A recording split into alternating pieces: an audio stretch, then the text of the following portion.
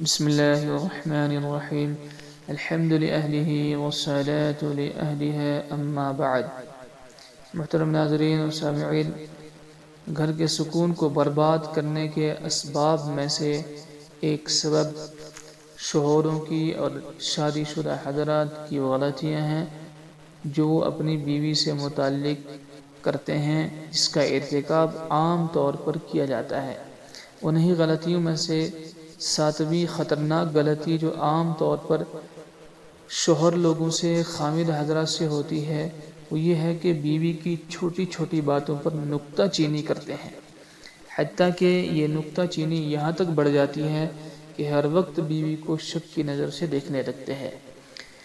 یہ شک ایک بیماری ہے، ایک مرض ہے۔ اگر یہ کسی کو لگ جاوے، یہ مرض کسی کو لاحق ہو جاوے، تو پھر وہ ہوا پر بھی تنقید کرنے لگتا ہے کہ یہ ہوا اس وقت کیوں چل رہی ہے، یہ ہوا اس سمت سے کیوں چل رہی ہے، اس ہوا کو فلاں سمت سے چلنا چاہیے، ابھی زیادہ ٹھنڈی کیوں ہے، ابھی زیادہ تیز کیوں ہے۔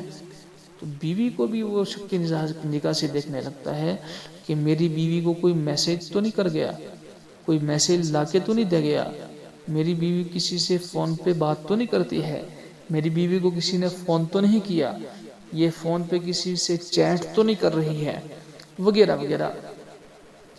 ہم نے تو یہاں تک دیکھا ہے کہ شک والے بندے کا حال اتنا برا ہوتا ہے کہ اگر اس کی بیوی اپنے سگے بھائی سے بھی بات کرتے ہوئے مسکراتی ہے تو خامد کے دل کے اندر شک پیدا ہوتا ہے کہ یہ اپنے سگے بھائی سے مسکرا کر باتیں کیوں کر رہی ہے۔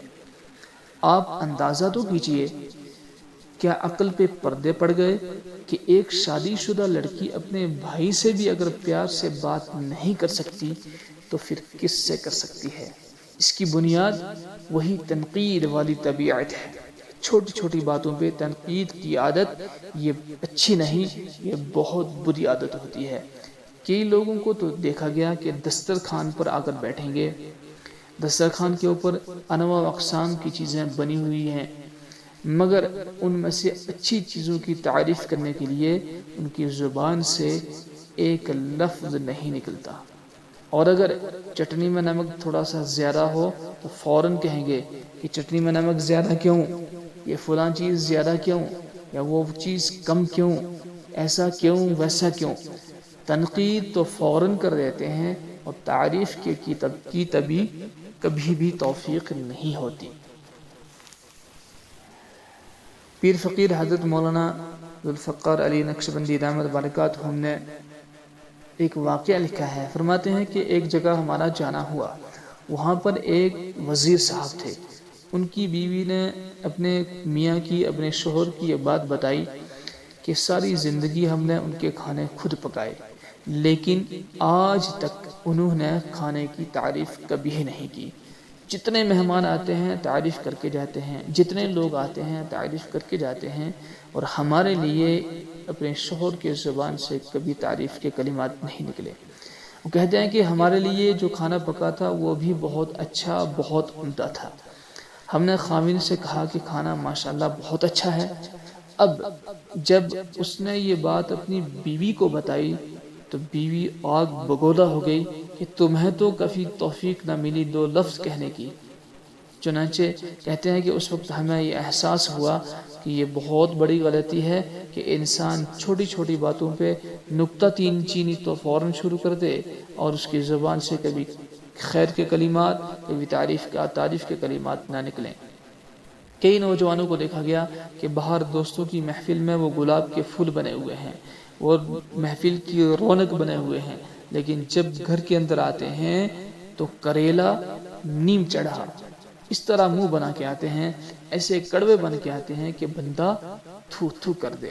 یوں بن کے اگر گھر میں آئیں گے تو پھر بیوی کو گھر میں سکون کیسے مل سکتا ہے؟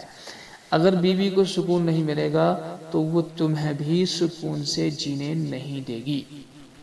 کئی لوگوں کو دیکھا گیا کہ گھر میں بچوں پر نکتہ چینی کرنے کی عادت ہوتی ہے۔